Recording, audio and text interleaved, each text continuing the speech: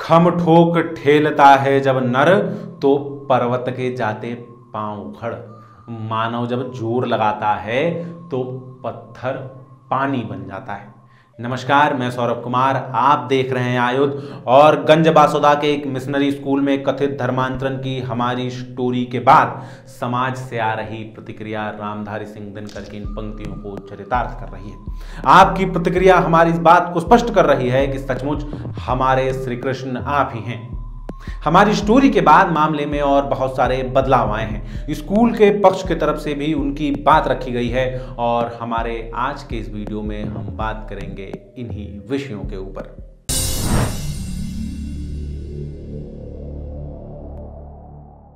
अब स्कूल प्रशासन आ गया है डिफेंड मोड में। वो कह रहे हैं कि भाई साहब, हमने तो धर्मांतरण करवाया ही नहीं, हमारे पास ऐसा कुछ हुआ ही नहीं। खैर, धर्मांतरण हुआ कि नहीं हुआ ये तो जांच के बाद पता चलेगा, लेकिन मध्य प्रदेश में धर्मांतरण जोरों शोरों से चल रहा है, इसमें कहीं कोई संदेह की बात नहीं है। आप कुछ नहीं, समाचार पत्र के पन्ने उठाकर देख लीजिए। नवंबर, झाबुआ में 9 लोगों को गिरफ्तार किया गया। क्यों गिरफ्तार किया गया? क्योंकि गैरकानूनी तरीके से धर्मांतरण कर रहे थे। इसी नवंबर में एक ईसाई अस्पताल के लिए काम करने वाली महिला डॉक्टर्स को नौकरी से निकाल दिया गया। क्यों निकाल दिया गया? क्योंकि उन्होंने बाइबल बांटने से मना कर दिया था। 2 अगस्त, सिवनी में जनजाति समुदाय के गरीब लोगों को इलाज के पैसे देने का लालच देकर धर्मांतरण करवाया जा रहा था। 20 जुलाई, खबर आई कि शहडोल में 5-5 हजार रुपए देकर लोगों का धर्मांतरण करवाया जा रहा है। 27 जनवरी को इंदौर में एक युवती का जबरदस्ती धर्मांतरण करवाने की कोशिश की जा रही थी। मामले में एफआईआर हुई, लोग गिरफ्तार हुए। ये तो वो मामले हैं जो हमारे ध्यान में आ गए, जिनके ऊपर कार्यवाही हो गई। इंदौर में चर्च की महिलाएं गली गली घूमकर लोगों के पास धर्मांतरण का प्रचार कर रही हैं। आप झाबुआ, अमरकंटक, धार जैसे जनजातीय क्षेत्रों में जाकर देखिए, गांव के गांव धर्मांतरित कर दिए गए हैं। विषय निकल के आ रहा है कि जिन 8 बच्चों की फोटो छपी थी, जिन 8 बच्चों के बारे में सागर डिकॉइस के अखबार ने दावा किया था कि उनका सैक्रामेंट किया गया है, वो बच्चे ईसाई समुदाय के ही हैं। चलिए, बच्चे ईसाई समुदाय के हैं, ये बताइए उन बच्चों के माता पिता किस समुदाय के हैं? अगर उन बच्चों के माता पिता धर्मांतरित हैं, अनुसूचित जाति जनजाति से हैं, जिनका धर्मांतरण किया गया है, तो क्या उनके माता पिता आरक्षण का लाभ ले रहे हैं? आरक्षण का लाभ ले रहे हैं तो ये भी गैरकानूनी है। गैरकानूनी तरीके से धर्मांतरित होने के बाद भी हिंदुओं के अधिकार मार रहे हैं, अनुसूचित जाति जनजाति के भाई बहनों के अधिकार मार रहे हैं। इस मामले की भी जांच होनी चाहिए।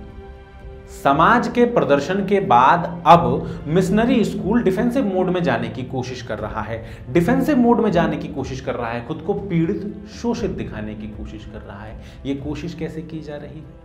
स्कूल के द्वारा ये कहा जा रहा है कि जिस समय आंदोलन हुआ, जिस समय प्रदर्शन हुआ, उस समय बच्चे अंदर परीक्षा दे रहे थे।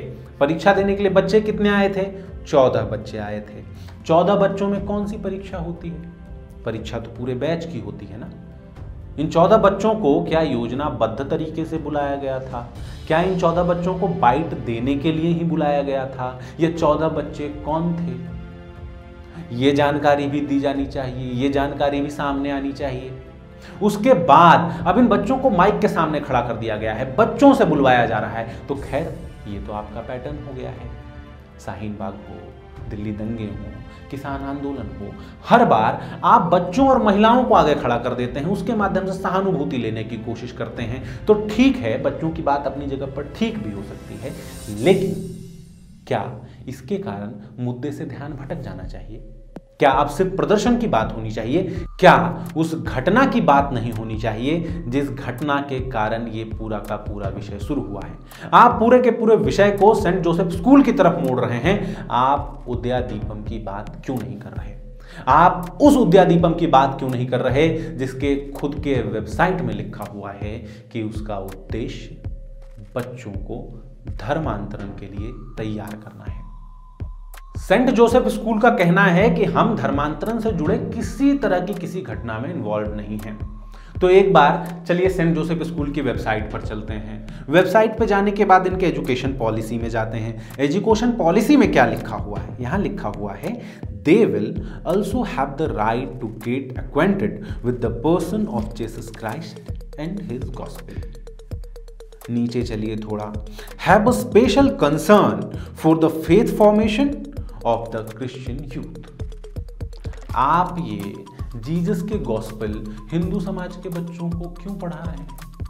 आपके सुबह की प्रार्थना की शुरुआत कैसे होती है? ओ गॉड ऑलमाइटी। ये ओ गॉड ऑलमाइटी कौन है? हिंदू समाज में तो किसी भी ऑलमाइटी गॉड की परिकल्पना ही नहीं है। तो आप ये ऑलमाइटी गॉड का पाठ, अपने इस एकेश्वरवाद का पाठ हिंदू बच्चों के दिमाग में सुबह सुबह क्यों डाल रहे हैं?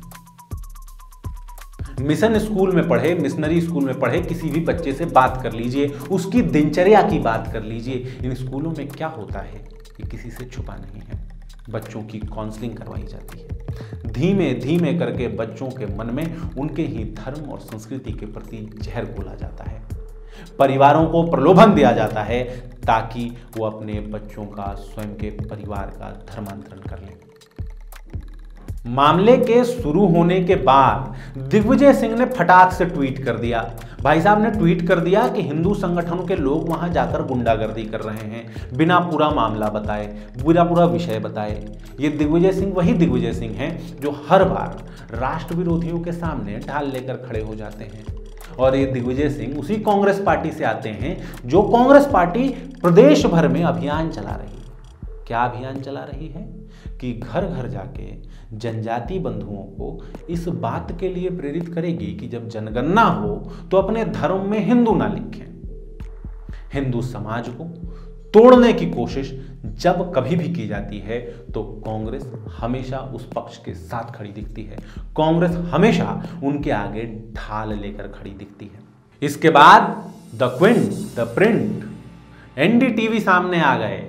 ये बार लंबी लंबी खबरें चला रहे हैं, कह रहे हैं कि गुंडागर्दी की जा रही, और लिख रहे हैं कि आयुध की टीम ने गलत खबर चलाई है। आयुध की टीम ने एक संवैधानिक संस्था के द्वारा जारी की गई चिट्ठी के आधार पर खबर चलाई है। द आयुध की टीम ने स्वयं सागर डिकॉइज की अखबार में छपी कतरन के आधार पर खबर चलाई है। और अगर इन खबरों के आधार पर समाज के हित में बात करना, झूठी खबर चलाना है, तो ऐसी झूठी खबर आयुध की टीम चलाती रहेगी। समाज के हित में बात करने से आयुध की टीम पीछे नहीं हटेगी। हमने शुरुआत में ही कहा है कि न दैन्यम न पलायनम हमारा उद्घोष है। आप हमें डराने की कोशिश कर रहे हैं। आयुध के टीम के खिलाफ ज्ञापन दिया गया है, चिट्ठी सौंपी गई है, कहा गया है कि आयुध की टीम सांप्रदायिक सद्भाव को बिगाड़ रही है। आप 5-5 हजार रुपए देकर जनजातीय समुदाय के बंधुओं का धर्मांतरण करवाइए। आप बाइबल न बांटने पे बहनों को नौकरी से निकाल दीजिए। यहां पे सांप्रदायिक सद्भाव नहीं बिगड़ता। और जब हम सच की बात करें, जब हम सच्चाई निकाल कर लाएं, तो वहां पे सांप्रदायिक सौहार्द बिगड़ने लगता है। आपने अपनी चिट्ठी में लिखा है कि जैसे ब्राह्मणों का जनेऊ संस्कार किया जाता है। भाई साहब, हिंदू धर्म में सिर्फ ब्राह्मणों का जनेऊ संस्कार नहीं किया जाता, हर जाति के, हर समुदाय के व्यक्ति का जनेऊ संस्कार किया जाता है। आप इस तरह हिंदू समुदाय को जातियों में बांटने के अपने षड्यंत्र को बंद कीजिए। आप चंद चिट्ठियां लिख के आयुध को डराना चाहते हैं। आयुध शुरुआत से ही उद्घोष के साथ निकला है कि हमारे श्री कृष्ण आप हैं, हमारा श्री कृष्ण समाज है।